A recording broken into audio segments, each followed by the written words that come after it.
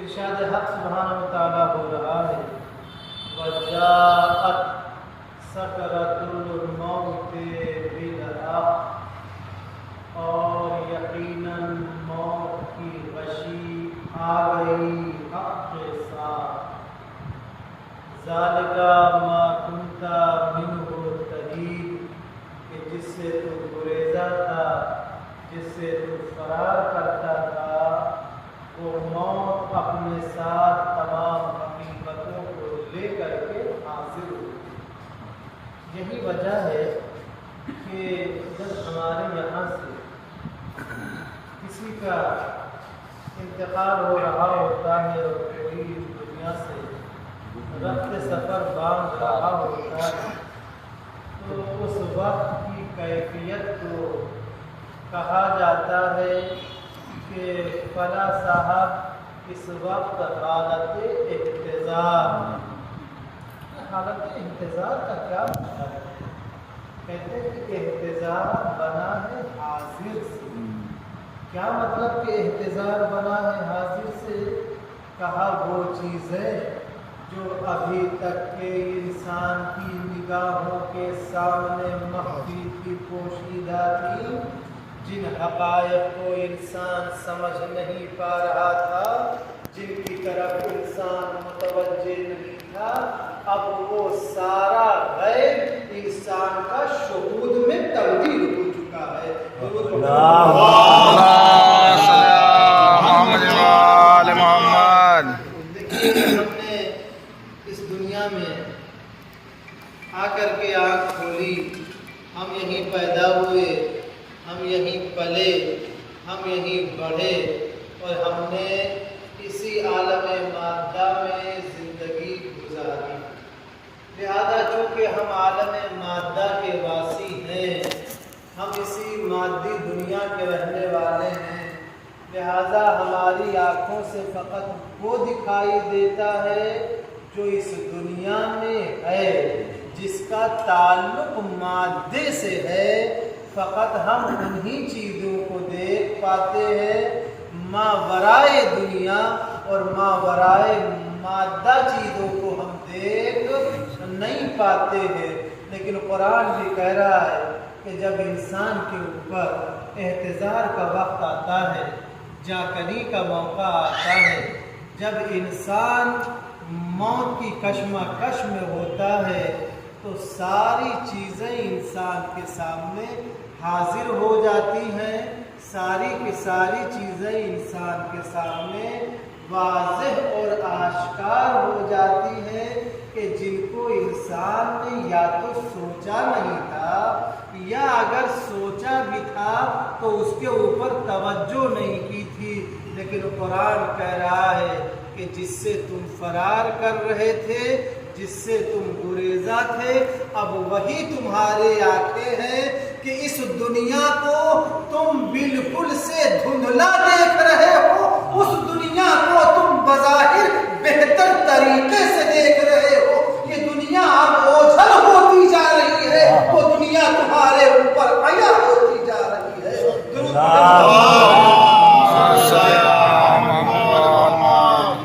تو چونکہ ہم اس دنیا اور اس مادے سے ہمارا تعلق ہے، لہذا ہم ماورائے مادہ نہیں دیکھ پا رہے ہیں، لیکن قرآن اس حقیقت کی طرف اشارہ کر رہا ہے۔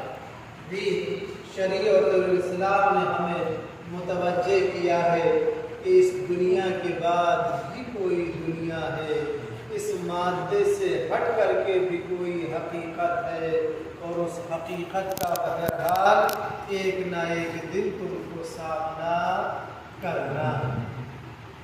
اب عزیزو، جو یہ سکرات موت ہے، قرآن مجید کہہ رہا ہے بالحق، یعنی جس کی حقیقت سے کوئی بشر انکار کر ہی نہیں سکتا۔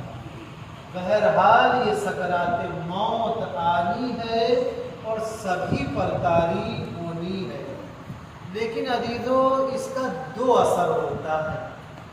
بعض روایتیں یہ کہتی ہیں، اس سے پہلے کی مجلس میں نے آپ کے سامنے عرض کیا تھا کہ سکرات موت وہ منزل ہے کہ آپ نے دیکھا ہوگا کہ بکری کو ذبح کرنے کے بعد اس کی کھال کو کھینچا جاتا ہے، گوشت الگ ہو جاتا ہے، کھال الگ ہو جاتی ہے۔ کہتے جس طریقے سے بکری کی کھال کو رکھ کے کھینچ دیا جاتا ہے، اسی طریقے سے زندہ اگر کسی انسان کی کھال کو کھینچ دیا جائے تو جو تکلیف انسان کو اس وقت ہوتی ہے وہی حال سکرات موت کا ہے، جب جسم و روح کے درمیان جدائی ہو رہی ہوتی ہے، یہ اتصال جسم و روح ٹوٹ رہا ہوتا ہے، تو وہی تکلیف ہوتی ہے جو زندہ کھال کھینچ لینے کا ہے، وہی تکلیف ہے جو جسم کو قینچی کر دینے کا ہے، وہی تکلیف ہوتی ہے کہ جیسے انسان کی آنکھوں میں چٹان ڈال دی جائے، یہ تکلیف ویسے ہی ہے کہ جیسے کسی پرندے کو زندہ آگ کے اوپر رکھ کر کے بریا کیا جائے اور وہ تڑپ رہا ہو، جو کیفیت ہوتی ہے وہی جان نکلتے وقت کی کیفیت ہے۔ تو یہ سکرات موت ہے کہ جس کی طرف قرآن مجید متوجہ کر رہا ہے۔ دوسری طرف اسلامی روایات نے محمد و آل محمد کے احادیث صلی اللہ محمد و آل محمد ہمیں سہارا دیا کہ دیکھو، موت سے گھبرانا نہیں، موت سے پریشان نہ ہونا، موت کا خوف نہ کرنا، موت سے ڈرنا نہیں، اس لیے کہ ہم تمہارے ساتھ ہیں۔ موت کی حقیقت کیا ہے کہ جب یہ موت طاری ہوتی ہے، سکرات موت کی منزل، کہا جیسے کسی انسان کے جسم کو کاٹا جا رہا ہو، ٹکڑے ٹکڑے کیا جا رہا ہو، جیسے اس کی آنکھوں میں چٹان ڈال دی گئی ہو، جیسے زندہ اس کی کھال کھینچ لی گئی ہو، जैसे कि किसी परिंदे को आग के ऊपर रख करके भूना जा रहा हो, वो तकलीफ एक तरफ। दूसरी तरफ रवायत कहती है कि इस तकलीफ को यूँ महसूस करो कि जैसे किसी रेशमी कपड़े को किसी खारदार झाड़ी के ऊपर डाल करके उसे खींच लिया जाए तो जैसे उसके एक एक तार पौध बिखर जाते हैं, वही हाल इंसान का आलम नज़ा में होता है, सकराती मौत के वक्त होता है। और दूसरी तरफ रवायत कहती है कि मौत का गम न करो, मौत से खौफ न खाओ। मौत ऐसे आती है जैसे फूल से खुशबू निकल जाती है, इंसान को पता नहीं चलेगा कि मौत कब आई और कब चली गई। सलवात पढ़ो।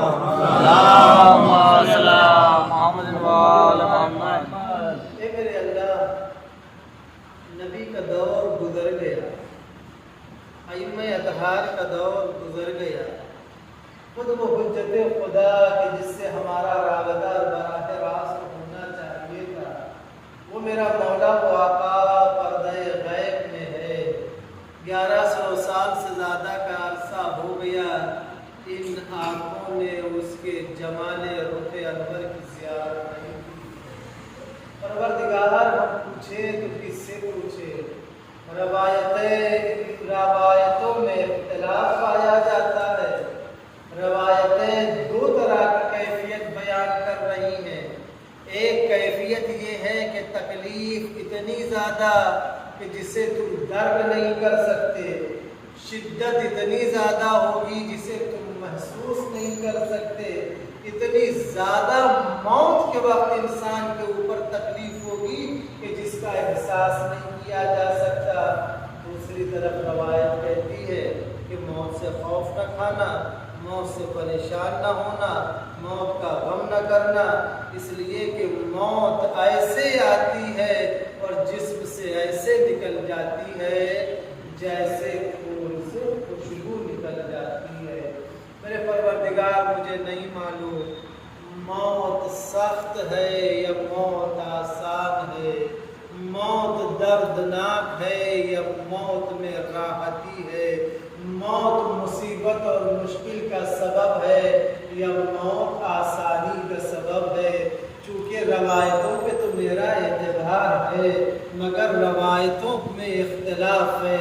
कुछ का कहना है बड़ी आसान है, कुछ का कहना है कि बड़ी सख्त है। आज हम क्या करें, सख्त माने या इसे आसान माने? तो एक मर्तबा पढ़ कर के शरीयत ने आवाज़ दी, नादान, रवायतों में इख्तिलाफ नहीं पाया जाता है, मरने वालों में इख्तिलाफ पाया जाता है। देखना पड़ेगा कि मरने वाला आशिक़े अली है या दुश्मने अली है। अगर आशिक़े अली है तो मौत ऐसे आएगी जैसे फूल से खुशबू निकल जाएगी। अगर दुश्मने अली है तो मौत ऐसे आएगी जैसे जिंदा खान को उतार लिया जाए। दुरूद पढ़े मोहम्मद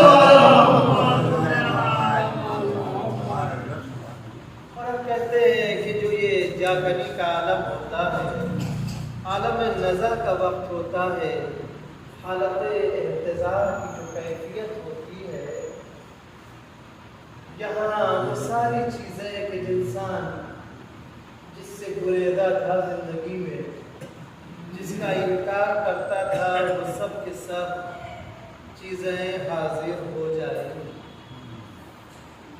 और उसी वक्त कहते हैं कि जब मलकुल मौत हाजिर होते हैं कब्ज़े रूह के लिए, तो ये मरने वाले के लिए बड़ा सख्त मसला होता है। कहते ये आखिरी वो मंजिल होती है जहाँ बच्चों की सूरत निगाहों के सामने होती है, रिश्तेदार, नातेदार, बीवी सब जो है वो रोटी आहो फुका कर रही होती है। इंसान उनके तरफ देख रहा होता है। इंसान का रिश्ता और नाता इस दुनिया से टूट रहा होता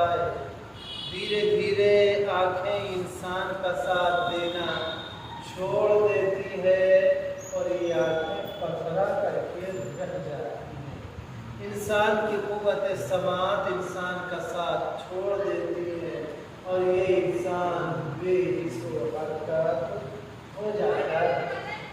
ایسے میں جب ملک الموت حاضر ہوتا ہے تو کہتے ہیں کہ یہ ملک الموت جب پہنچتا ہے تو مومن کے لیے باعث شادمانی اور مومن کے لیے مسرت کا سبب بن جاتا ہے، اور جب منافق اور کافر کے پاس پہنچتا ہے تو اس کی اذیتوں میں اضافے کا سبب بن جاتا ہے۔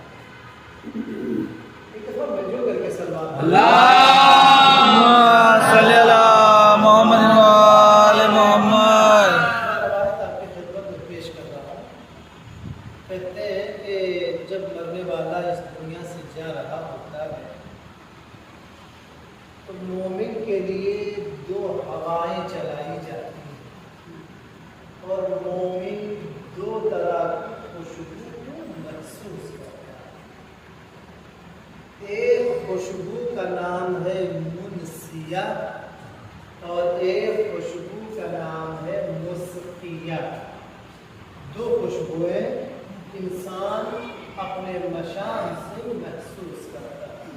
دیکھا ہوگا آپ لوگوں نے کہ بعض لوگ ایسے ہوتے ہیں کہ جو دو طرح کا پرفیوم لگاتے ہیں مکس کر کے، یا ایک طرف ادھر کا پرفیوم دوسرا اور دوسری طرف دوسرا، تاکہ دو طرح کی انسان کو خوشبو ایک وقت میں محسوس ہو۔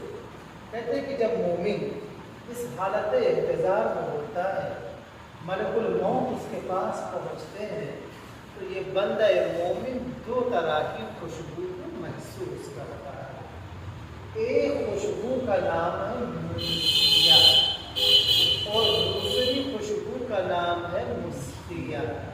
یہ منسیہ کس خوشبو کو کہتے ہیں؟ کہتے ہیں کہ یہ ایسی خوشبو ہوتی ہے کہ جس کو انسان سونگھنے کے بعد، محتضر سونگھنے کے بعد سب کچھ بھول جاتا ہے۔ بہت سخت ہے کہ بیٹا باپ کو بھول جائے، بہت سخت ہے کہ ماں کو بھول جائے، بہت سخت ہے کہ بیوی بچوں کو تڑپتا ہوا بھول جائے، بہت سخت ہے عزیز و اقربا و دوست و احباب سب کو تڑپتا اور بلکتا ہوا انسان جو ہے وہ چلا جائے۔ کہتے اس کا مداوع کیسے ہو، کیسے اس انسان کو آرام ملے، کیسے اس انسان کو سکون فراہم ہو، کا اس کے لیے ہوا چلائی جاتی ہے کہ جس کا نام منسیہ ہے۔ منسیہ کہتے اس ہوا کو کہ جس کی خوشبو جب مشام انسانی میں پہنچتی ہے تو یہ انسان سب بھول جاتا ہے۔ نہ ماں کی یاد باقی رہتی ہے، نہ باپ کی یاد باقی رہتی ہے، نہ بیوی، نہ بچے، نہ عزیز، نہ خالق، نہ رشتہ دار، کوئی نہیں۔ انسان دیکھیے ہر وقت بھول جانا کوئی بری بات نہیں ہے، بعض اوقات بھول جانا باتوں کو ہی انسان کے حق میں بہتر ہے۔ نہ جانے کتنی باتیں ایسی ہیں کہ انسان بھول گیا تو زندگی اس کی بہتر ہو گئی، جب یاد آ جاتی ہے وہ بات تو سخت ہو جاتی ہے زندگی، بھول جاتا ہے تو زندگی آسان ہو جاتی ہے۔ اللہ اس ہوا کو جب چلائے گا تو مومن سب بھول جائے گا، کچھ اسے یاد ہی نہیں رہے گا۔ دوسری خوشبو جو مومن حالت احتضار میں، عالم نزاع میں محسوس کرے گا اسے کہتے ہیں مسقیہ۔ یہ وہ خوشبو ہے کہ جو انسان کو سخی بنا دیتی ہے، سخاوت سے بنی ہے مسقیہ۔ انسان سخی ہو جاتا ہے، انسان ہنگامے مرگ ایک مومن عالم نظام اتنا سخی ہو جاتا ہے کہ جتنی سخاوت کا تصور کسی مومن سے دنیا میں قابل تصور ہی نہیں ہے۔ اب یہ کیسی سخاوت ہوتی ہے اس وقت، یہ تو حقیقت بتائے گی تو اس وقت مومن کی سخاوت کا عالم کیا ہوتا ہے۔ کہتے ہیں کہ جب انسان کے اوپر موت کی غشی چھائی ہوتی ہے، انسان دھیرے دھیرے اس عالم میں جاتا ہے کہ روح بتدریج انسان کے جسم سے جدا ہو رہی ہوتی ہے، تو یہ عالم انسان کے لیے بڑا سخت ہوتا ہے، بہت دشوار ہوتا ہے۔ اس انسان نے ساری زندگی اپنے لیے، اپنے گھر والوں کے لیے، اپنے بیوی بچوں کے لیے انجام دیا، اور آج وہی کو روتا بلکتا تڑپتا اور دست خالی بے کس و بے نوا کی طرح اپنے ہاتھ کو سمیٹے ہوئے دنیا سے رخت سفار بار رہا ہوتا ہے۔ ایسے عالم میں پیشانی کے اوپر موت کا پسینہ ہوتا ہے، اور اب روایت کہتی ہے کہ ملک الموت اس کے اوپر حاضر ہوتے ہیں۔ جب حاضر ہوتے ہیں تو انسان یہ غرق ہے پسینے میں، انسان استعجاب کی کیفیت میں ہے، اور ایک مرتبہ جب فرشتے کو دیکھتا ہے ملک الموت کو تو گھبراہٹ طاری ہوتی ہے۔ جب گھبراہٹ اس مرنے والے کے اوپر طاری ہوتی ہے، اس انسان کو بے قراری رہتی ہے، یہ مضطرب اور پریشان ہوتا ہے، تو ایک مرتبہ یہ ملک الموت مومن کو تسلی دینا شروع کرتا ہے۔ لیکن ملک الموت کسی کے اوپر رحم نہیں کرتا ہے، لیکن یہ فرشتہ اجل مومن کو ہنگام مرگ تسلی دینا شروع کرتا ہے۔ اما رو کس لیے رہے ہو، پریشان کس لیے ہو رہے ہو، یہ اتنا تم نگران اور خائف کس بات کے لیے ہو؟ تو ایک مرتبہ مرنے والا کہتا ہے اما میں پریشان کیوں نہ ہوں، میری نگرانی کو کیا تم نہیں سمجھ رہے ہو کہ بچے میرے چھوٹ رہے ہیں، ماں باپ کو خدا حافظی کہنا پڑ رہا ہے، یہ سارے رشتہ دار ہمارے جو ہے وہ جمع ہیں جو ہماری جدائی کے اوپر رو رہے ہیں، میں نے ان کو بنانے میں، ان کو بسانے میں، ان کو آباد کرنے میں، ان کی زندگی کو سنوارنے میں اپنی زندگی کو ختم کر دیا، اور آج وہ وقت آ رہا ہے کہ میں خالی ہاتھ دنیا سے جا رہا ہوں۔ تو ایک مرتبہ اس یہی فرشتہ اجل مومن سے کہتا ہے کہ اما یہ بتاؤ کہ اگر انسان کے پاس کچھ نہ ہو، روایت کا مفہوم میں بیان کر رہا ہوں، روایت میں بیان کر رہا ہوں، صلوات پڑھیں محمد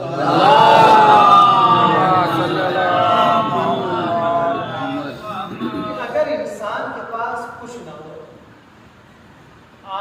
انسان عالم غربت و بے کسی میں ہو، اور ایسے میں انسان کے جیب میں کھوٹا سکہ ہو، تو یہ کھوٹا سکہ کوئی فائدہ دے سکتا ہے؟ یہ کھوٹا سکہ کوئی انسان کو فائدہ پہنچا سکتا ہے؟ تو کہا کیا سکے کا ہونا اور کیا سکے کا نہ ہونا، اگر سکہ کھوٹا ہے، وہ 500 روپے کی نوٹ جو بند ہو گئی وہ اگر جیب میں آ بھی جائے تو کیا فائدہ پہنچانے والی؟ صلوات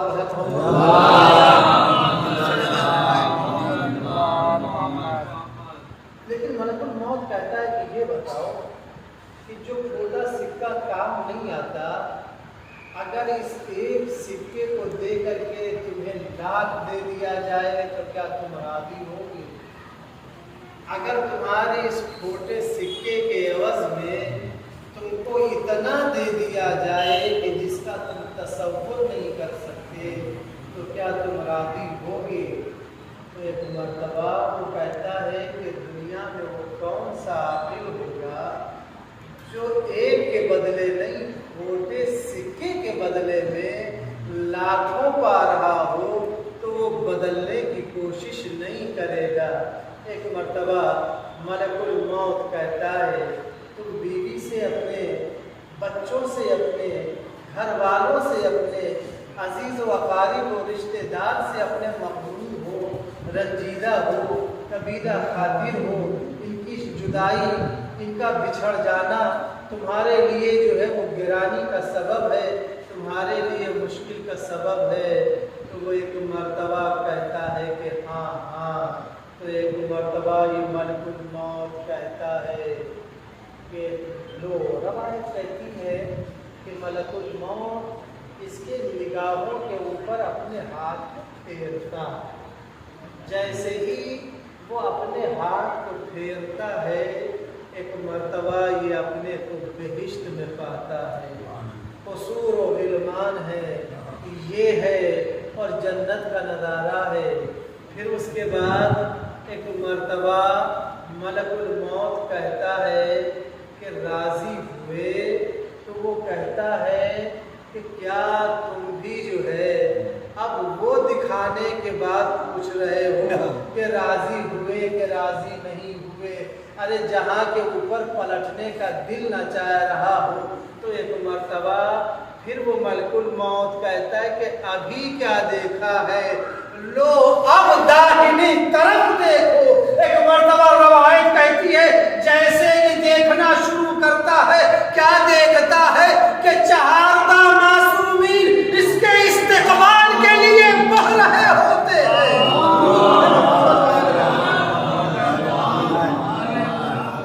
چہاردہ معصومین اس کے استقبال کے لیے بڑھ رہے ہوتے، اور اب روایت یہ کہتی ہے کہ یہ اسی عالم میں ان کو اپنی طرف آتا ہوا دیکھتا ہے۔ اس کا جوش ولا اور اس کے عشق کا پیمانہ جو اہل بیت کے تئیں تھا وہ ایک مرتبہ لبریز ہوتا ہے، ایک مرتبہ تطبیق کرنا شروع کرتا ہے۔ یہ سرکار رسالت معاف ہوں گے، یہ علی مرتضیٰ ہوں گے، یہ امام حسن ہوں گے، یہ امام حسین ہوں گے، یہ زین العابدین ہوں گے، یہ سجاد ہوں گے، یہ باقر ہوں گے، یہ تقی ہوں گے، یہ نقی ہوں گے۔ ایک مرتبہ تطبیق کرنا شروع کرتا ہے۔ روایت کہتی ہے کہ ملک الموت کہتا ہے کہ اگر کہو تو تمہیں دنیا میں واپس کر دوں، اب نہ تمہیں موت آئے گی، نہ تمہیں مرض ہوگا، نہ تمہیں تکلیف ہوگی، نہ تمہیں اذیت ہوگی۔ تو ایک مرتبہ یہ ہاتھوں کو جوڑ کر کے کہتا ہے ارے اب کس کا زندہ رہنے کو دل کرتا ہے؟ ملک الموت دیر نہ کر، جلدی کر، ہم کو آقا کی خدمت میں پہنچا دے۔ درود پڑھیں محمد وجاءت سکرۃ الموت بالحق۔ یاد رکھیے اس موت کی تلخی کا جام ہر ایک کو پینا ہی پینا ہے۔ موت ان تمام حقیقتوں کو لے کر کے انسان کے اوپر حاضر ہونے والی ہے کہ جس سے انسان دنیا میں گریزا تھا، اور اب جب ملک الموت کہتا ہے کہ پلٹا دوں تو یہ بندہ مومن کہتا ہے کہ نہیں نہیں، بس مجھے جی بھر کر کے میرے آقا کو دیکھ لینے دو۔ ایسے میں حکم ہوتا ہے کہ ملک الموت دیر نہ کر، جلدی سے میرے بندہ مومن جان کو نکال دے، اس کی روح کو قبض کر لے۔ اور عزیزو یہی وہ موقع ہوتا ہے کہ روایت کہتی ہے نا کہ جیسے پھول سے خوشبو نکل جاتی ہے ویسے ہی مومن کی روح نکل جاتی ہے۔ کیوں؟ کہتے ہیں کہ دلیل بڑی قوی ہے، تکلیف نہیں ہوتی۔ کہتے ہیں کہ جب یوسف کو زنانے مصر کے سامنے سے ان کے درمیان سے گزارا گیا تو ایک مرتبہ زنانے مصر نے جمال یوسف کو دیکھنا شروع کیا، اتنا زیادہ غرق جمال یوسف ہوئی وہ زنانے مصر کہ ان کی انگلیاں کٹتی رہی، خون بہتا رہا، تکلیف کا احساس نہ ہوا۔ تو یوسف کا کوئی حسن دیکھے تو تکلیف کا احساس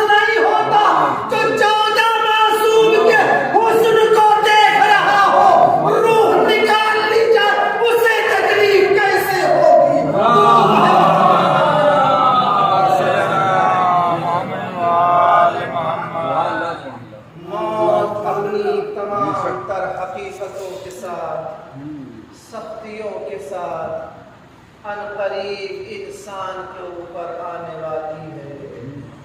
अजीजों, हम अपने यहाँ सबसे पहली चीज़ कि जो सकराते मौत के लिए मुआविन और मददगार है, उसका नाम है इश्क़ अली, उसका नाम है अली की औलाद से मोहब्बत, उनकी विलायत, नबी और ख़ानदान नबी से सच्चा इश्क़ और उनकी मोहब्बत।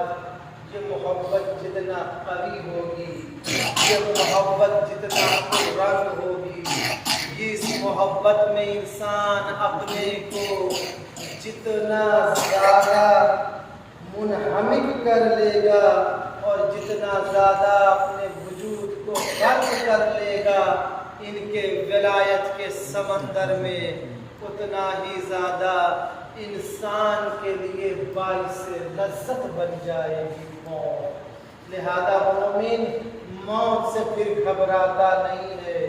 इंसान मोमिन मौत की तमन्ना करता है। इंसान मोमिन मौत की तरफ कदम आगे बढ़ाता है। और इस एतबार से अगर देखिए तो करबला का मैदान कि जहाँ असहाब हुसैनी ने, जहाँ हुसैन के अंसार ने, जहाँ हुसैन से इश्क रखने वालों ने अपने को हुसैन के इश्क में फना कर दिया था, उन्होंने मौत से घबराने की कोशिश नहीं की, बल्कि बढ़ करके मौत को गले लगाने की कोशिश की। कोई कहता है कि बाबा क्या फर्क पड़ता है कि मौत हम पर आ जाए या हम मौत पर जाते हैं। जिसने अपने को उनके इश्क में गर्क कर लिया कहता है कि या चचा मेरे नजदीक मौत शहद से ज्यादा शीरीन है। कोई कहता है कि मौला एक दफा नहीं, अगर मैं 70 दफा आपकी राह में कत्ल किया जाऊं, फिर जिंदा किया जाऊं, ये अमल होता रहे, फिर भी मैं आपकी नुसरत से गुरेज नहीं कर सकता।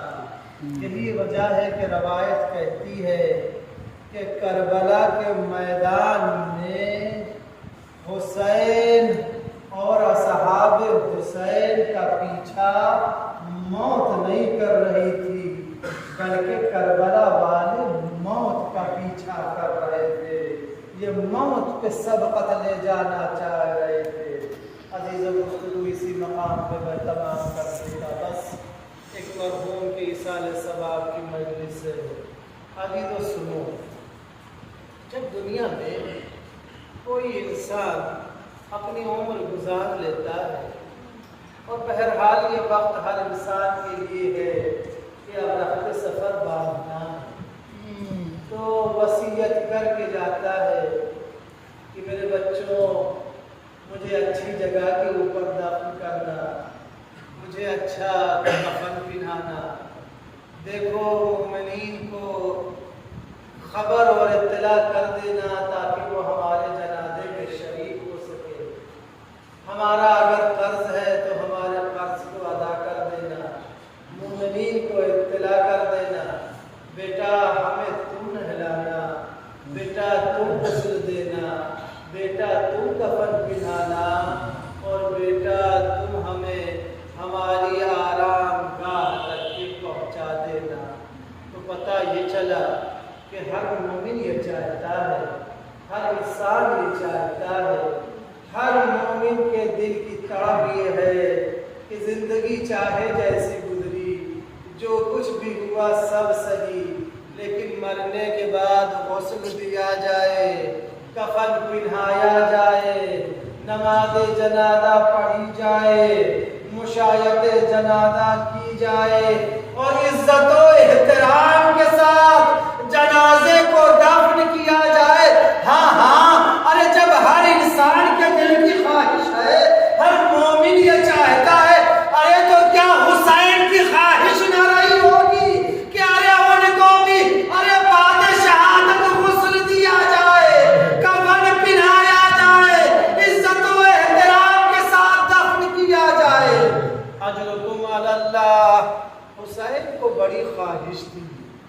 حسین کی بڑی تمنا تھی کہ حسین کا جنازہ دفن کر دیا جائے۔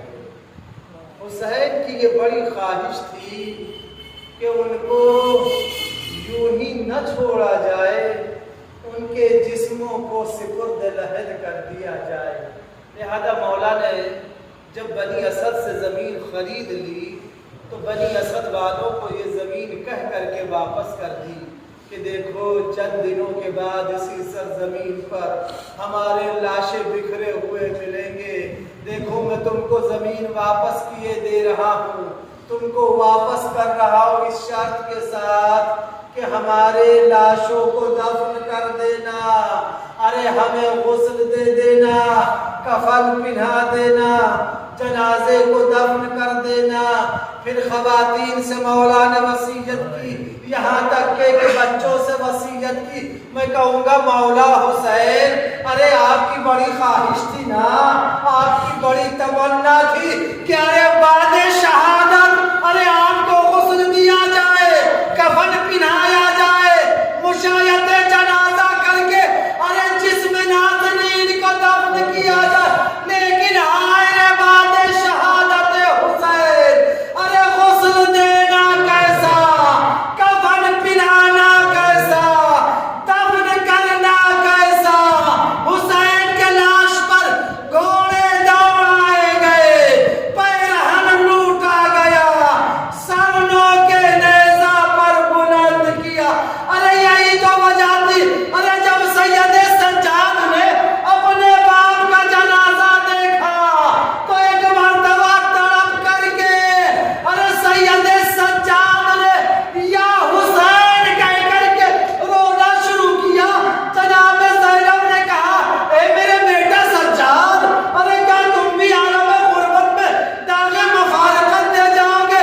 سید سجاد نے کہا ارے پھوپھی اماں، ارے انصاف کہاں ہوا، ارے لاش ہائے یزید تو ارے دفن ہوئے، ہائے صاحب تطہیر کا لاشا ارے یوں ہی پڑا ہے، نہ غسل ہوا، نہ کفن دیا، نہ دفن ہوا۔ بیٹا موجود ہے مگر مجبور، وَسَيَعْلَمُ الَّذِينَ ظَلَمُوا أَيَّ مُنْقَلِبٍ يَنْقَلِبُونَ إِنَّا لِلَّهِ وَإِنَّا إِلَيْهِ رَاجِعُونَ۔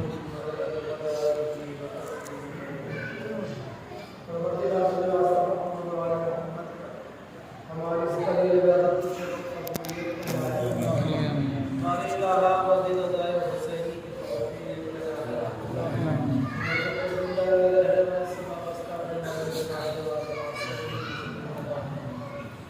پروردگار ہمیں سے جتنے بھی بیمار ہیں ان کو شفائے کامل واجب فرمائے، جو پریشان ہیں ان کی پریشانی برطرف فرمائے، جو مقروض ہیں ان کے قرض کو غیر سے ادا فرمائے، پروردگار تمہیں اولاد میں اولاد صالح فرمائے۔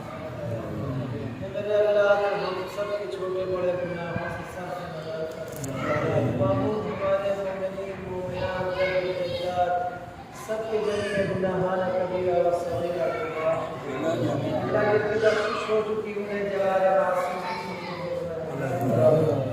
اللہ تو مرحوم کے ذریعے گناہانہ کبیرہ و صغیرہ کو معاف فرمائے۔ پروردگار تو مرحوم کی مغفرت فرمائے، ان کے درجات کو بلند فرمائے۔